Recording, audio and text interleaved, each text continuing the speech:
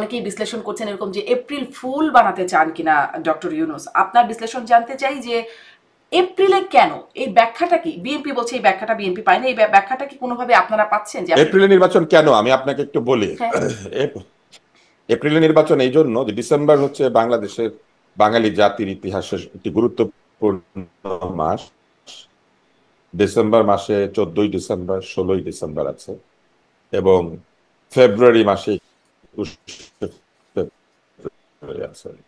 ফলে এই তো স্বাভাবিক, এটা মানুষের মনে আছে। এই মাসগুলিতে এটি আরো প্রবল হয়ে দেখা দেয়। মার্চ মাসও বাঙালি জাতির জীবন অত্যন্ত গুরুত্বপূর্ণ একটি হুম। মাস। এখানে 7ই মার্চ, 25শে মার্চ, 26শে মার্চ আছে। ফলে বাঙালি জাতির সংগ্রামের শুরু মার্চ মাসে। ফলে ডিসেম্বর, ফেব্রুয়ারি এবং মার্চে তারা ইলেকশন করছেন না, তারা এপ্রিল মাসে ইলেকশন করছেন, যাতে এই মুক্তিযুদ্ধের আবেগ, মুক্তিযুদ্ধের চেতনা, মুক্তিযুদ্ধের স্মৃতি সারা মাসে এমনিতেই কিন্তু মানুষ মনে করে এই মাসগুলিতে। ফলে তারা ইলেকশনে এই মুক্তিযুদ্ধের প্রভাবকে খর্ব করার জন্য এপ্রিল মাসে নিয়ে গিয়েছেন নির্বাচনটা। এবং একই সঙ্গে আসিফ নজরুল এটাও বলেছেন যে জানুয়ারি মাসের পরে এপ্রিলে তারা নিয়ে গিয়েছেন যাতে আরো বেশি পরিমাণে তরুণরা ভোট দিতে পারে।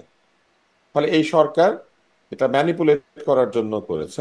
তারা আরো বেশি সংখ্যক তরুণদেরকে ভোট দেওয়ার সুযোগ করে দিচ্ছেন। কারণ আপনার নিশ্চয়ই মনে আছে, সরকার প্রধান একটা বক্তৃতায় বলেছিলেন যে ভোটের বয়স 17 বছর করে দেন। হুম। তো ভোটের বয়স 17 বছর না করে যারা 17 ছিল তাদের 18 হওয়া পর্যন্ত অপেক্ষা করে তারপরে ভোটটা তারা দিয়েছেন এপ্রিল মাসে। এবং আসিফ নজরুল তার স্ট্যাটাসে এটা বলেছেন যে তরুণদের আরো বিস্তৃত অংশগ্রহণ, তরুণরা আরো বেশি ভোট দিবে, তো সেই জন্য তাতে তারা খারাপ কি? এপ্রিল মানে মাসে তরুণরা নির্বাচনটা যদি আর নিয়ে কি, গিয়েছেন। তরুণরা যদি এপ্রিলে ভোটটা মানে এই বছরই না, ভোটাধিকার। খারাপ কিছু নাই। হ্যাঁ।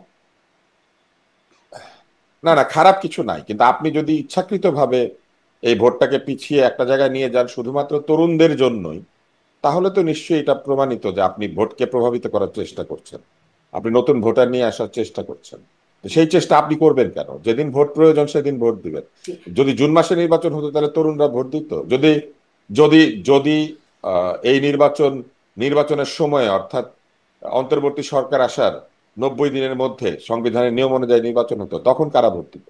তারা তো ইচ্ছাকৃতভাবে ক্ষমতায় থেকে সংস্কারের কথা বলে তারপরে এপ্রিল মাসে এটা নিয়ে গেছেন। এপ্রিল মাসে এটা নেওয়ার কারণ, যাই থাকুক না কেন, এপ্রিল মাস কিন্তু ভোটের জন্য খুব একটা ভালো মাস না। কারণ এপ্রিল মাসে আগে আহ, রমজান আছে এবং রমজান মাসে মানুষজন অনেক বেশি মাত্রায় তাদের ধর্মকর্মে জড়িত থাকেন। এবং ওই সময় নির্বাচনের প্রচারণা, ওই সময় নির্বাচনী ডামাডোল, তাই না? ওই সময় একদিকে তারাবির নামাজ পড়া হবে, আরেকদিকে মাইক বাজবে। ব্যাপারটা কি এরকম? রমজানের পবিত্রতা ক্ষুণ্ণ করার সমস্ত ব্যবস্থা হুম। তারা নিয়েছে। জি। আপনি বলছেন এপ্রিল নির্বাচনের জন্য ভালো সময় না, মানে নির্বাচনের সময় নিয়ে আমরা দেখেছিলাম তারেক রহমানকে খুব শক্ত ভাষায় বলতে যে ডিসেম্বরেই নির্বাচন হবে, হবেই, মানে তিনি সেভাবে বলছেন। বিএনপির এই অবস্থান ছিল, এখন বিএনপি একটা প্রতিক্রিয়া দেখাচ্ছে।